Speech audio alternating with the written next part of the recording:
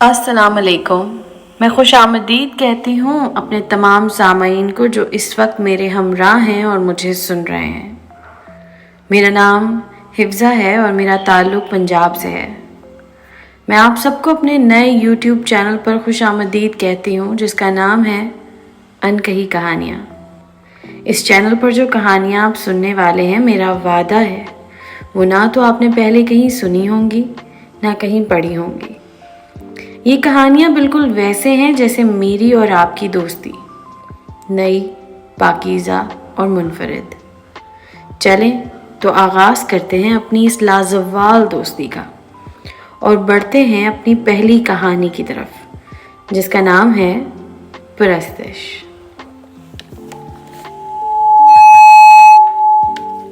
کہانی شروع کرنے سے پہلے میں آپ سے چند باتیں اور کرنا چاہوں گی.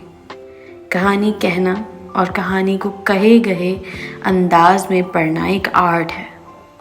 ہر کتاب جو ہم پڑھتے ہیں وہ زندگی کی طرف ہمارے نظریے کو موڈیفائی کرتا ہے. میں امید کرتی ہوں جو کہانیاں میں آپ سے کہنے والی ہوں وہ آپ سب کی زندگیوں کو پازیٹیولی موڈیفائی کریں.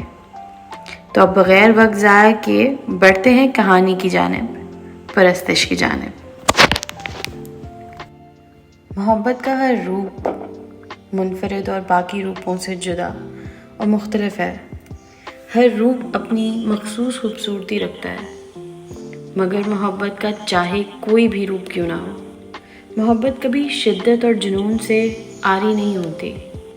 کیونکہ اگر جنون نہیں ہوتا، شدت نہیں ہوتا تو پھر محبت بھی نہیں ہوتی. مگر ہمیشہ کسی کو پا لینا ہی محبت نہیں ہوتی، بچھڑنا بھی محبت ہے. کہانی شہر کراچی کی. یہاں کی روشنیوں سے کون واقف نہیں؟ جو یہاں رہتا ہے وہ ایک مخصوص سی زندگی گزارتا ہے. تھوڑی سی تیز زندگی، تھوڑی سی مصروف زندگی، تھوڑی سی خود غرض زندگی اور تھوڑی سی تلخ زندگی. کراچی میں کوئی ایک قوم نہیں رہتی، یہ کئی قوموں کا ملاپ ہے. سمندر کے اس کنارے پر کئی رنگ و نسل کے لوگ رہتے ہیں. روزانہ ہزاروں لوگ اپنے گاؤں دیہاتوں سے یہاں کا رخ کرتے ہیں ایک بہتر زندگی کی تلاش میں. پر جلد ان پر یہ چیز عیاں ہوتی جاتی ہے کہ یہاں بہتر زندگی کے نام پر بس ایک ریس ہے. جو امیر تھا وہ آج مزید امیر ہے اور جو غریب تھا وہ آج مزید غریب ہے. اور مڈل کلاس، وہ بیچارے بھی برسوں سے مڈل ہی چل رہے ہیں. وقت بدل رہا ہے، حکومتیں بدل رہی ہیں، پر ہم وہی ہیں بل کی لمبی لائنوں میں. ہاں مان لیا کہ مشکلیں ہیں، پر پھر بھی زندگی مزیدار ہے اور یہ تلخیاں اور مشکلیں ہی تو زندگی کا پتہ دیتی ہیں. امیری کا جینا بھی کوئی جینا ہے. جتنا بڑا فائدہ اتنا بڑا نقصان. اور یقین جانیے یہ پیسہ اپنے ساتھ جتنی لذتیں لاتا ہے نا، اتنے ہی ڈر بھی اور بے یقینی بھی اور تنہائی بھی.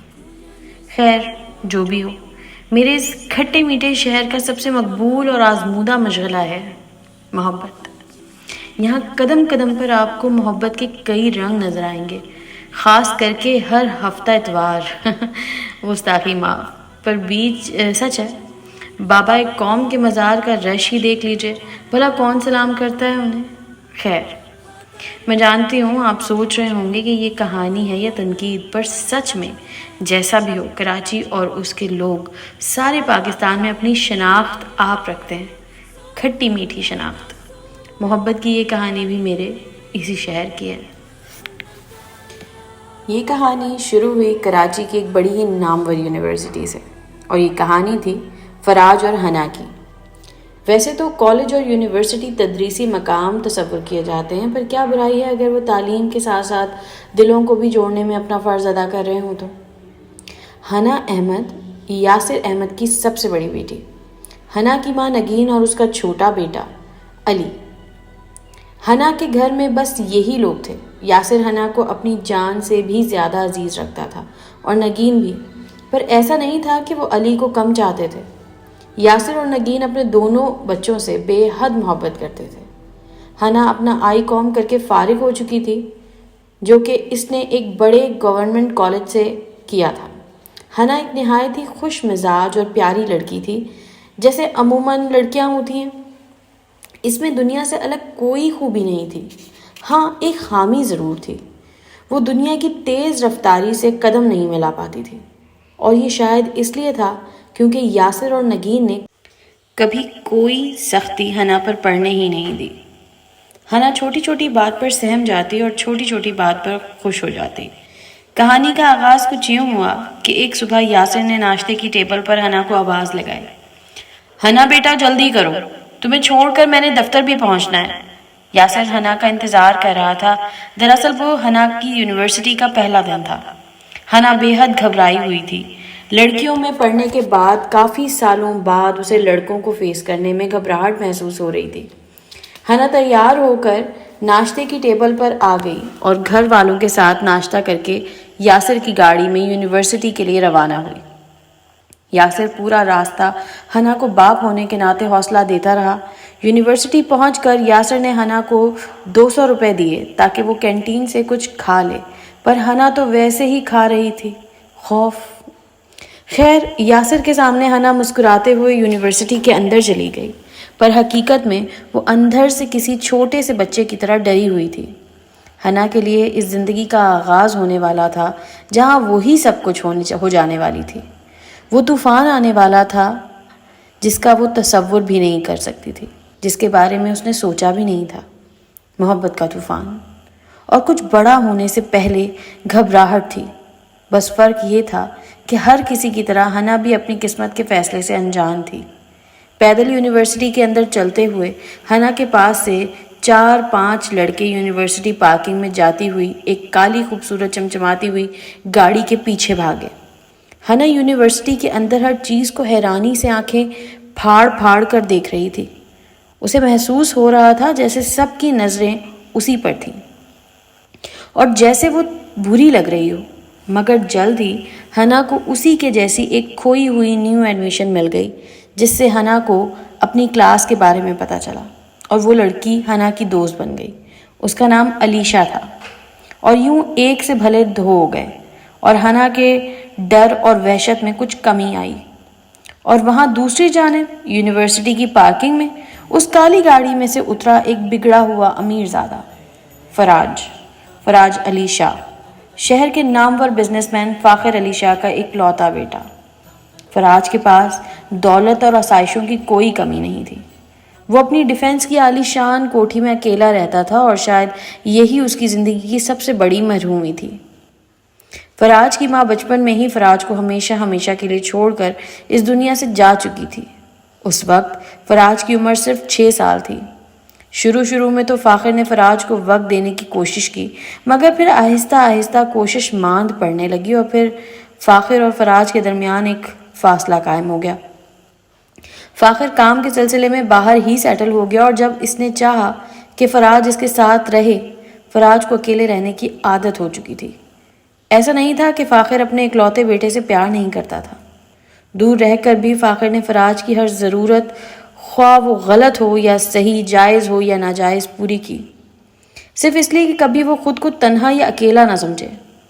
ننھے فراج کی دیکھ بھال کو فاخر نے ایک آیا بھی رکھی، جس کو ہر مہینے منہ مانگے پیسے دیے جاتے تھے، پر جلد ہی فراج کو ایسا لگنے لگا کہ وہ صرف اسے اس لیے پیار کرتی تھی کیونکہ اسے جو تنخواہ ملتی تھی اس سے وہ اپنے بچوں کا پیٹ بھرتی تھی۔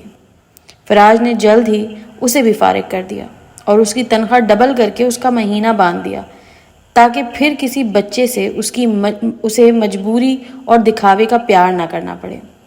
کوٹھی میں دن بھر تو نوکروں کی چہل پہل رہتی تھی اور رات میں خاموشی۔ فراج کے جتنے بھی دوست تھے وہ سب فراج کی باہری ذات کو جانتے تھے، کوئی بھی فراج کے باطن کو نہیں جانتا تھا۔ دیر رات گھر لوٹنے پر اس تنہائی سے بچنے کے لیے فراج اکثر ہوش گنوا کر گھر آتا تھا، اور کوٹھی کا چوکیدار اسے اس کے کمرے میں پہنچا دیتا۔ فراج کے پاس اگر اصل معنوں میں کچھ قیمتی تھا تو وہ اس وقت کی یادیں تھیں جب وہ اپنی ماں کے ساتھ تھا۔ ویسے تو ایک اور چیز بھی تھی فراج کے پاس، اس کی ماں کی، اور وہ تھی دمے کی بیماری۔ اکثر فراج کو دورے پڑتے، جن سے وہ تنہا لڑتا تھا.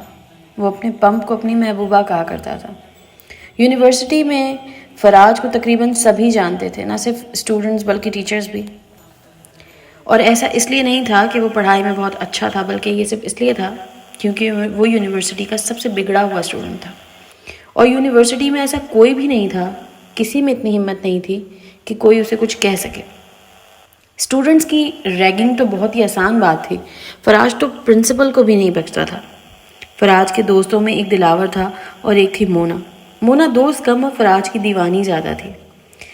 خیر، فراج کی دیوانی یونیورسٹی میں موجود تقریباً ہر لڑکی تھی، مگر فراج ہر لڑکی کا دل رکھ کر اگلے ہی لمحے توڑ دیتا تھا. یہ تھا فراج، ہر احساس اور ہر جذبے سے خالی.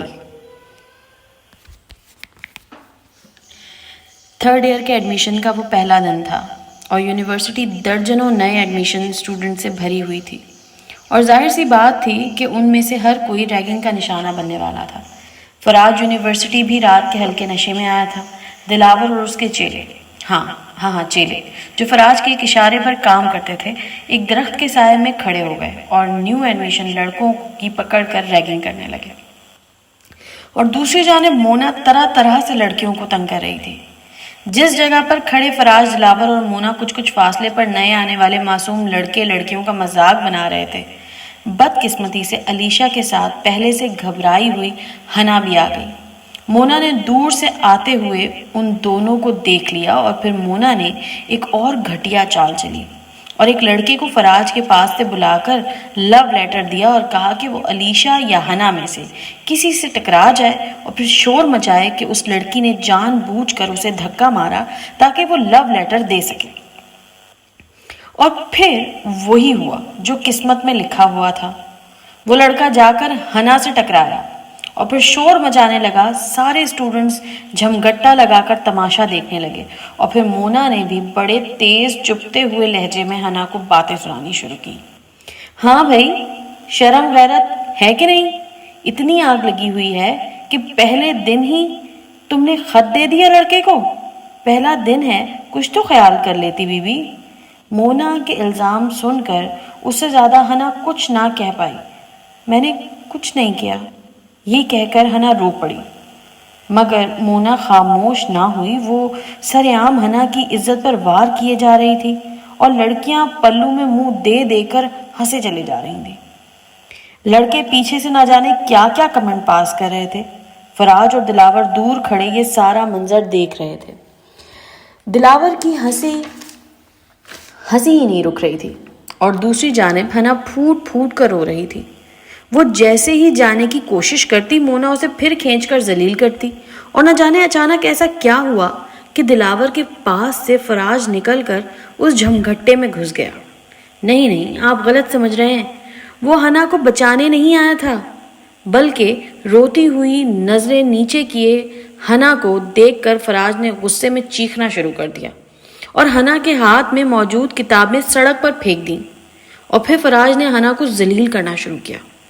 ہنا نے پھر سے وہاں سے بھاگنے کی کوشش کی، پر اس بار فراج نے ہنا کا ہاتھ پکڑ لیا. معاملہ سنگین ہوتا جا رہا تھا. ہنا کا رو رو کر ہچکیاں بن گئی تھیں. مونا اور دلاور جانتے تھے کہ فراج ہوش میں نہیں تھا. دلاور اور لڑکوں نے آ کر فراج کے ہاتھ سے ہنا کا ہاتھ چھڑوایا. ہنا سہمی ہوئی وہاں سے بھاگ گئی. علیشا ہنا کے پیچھے بھاگی. ہنا یونیورسٹی کی پارکنگ میں جا کر زور زور سے رونے لگی. وہ خوف اور شرمندگی کی وجہ سے کانپ رہی تھی. وہ بیچاری تو جانتی بھی نہیں تھی کہ اس کے ساتھ یہ سب کچھ ہونے والا تھا. اور اس طرح فراج اور ہنا کی پہلی ملاقات ہوئی.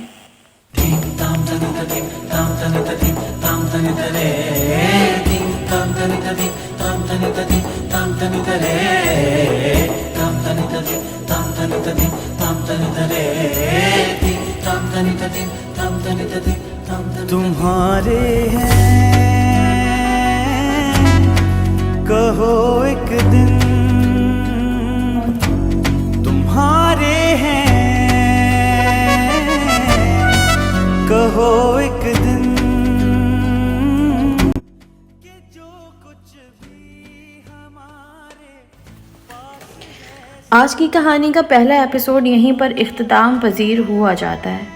تو کیسی لگی آپ کو فراج اور حنا کی پہلی ملاقات؟ اپنی رائے کا اظہار کمنٹس میں ضرور کیجیے گا. یہ بھی ضرور بتائیے گا کہ آپ کو اس ایپیسوڈ سے کہانی میں آگے کتنی اسکوپ کا اندازہ ہو رہا ہے. ملتی ہوں اگلے ایپیسوڈ میں فراج اور حنا کی کہانی کے اگلے پڑاؤ میں. شکریہ. اللہ حافظ.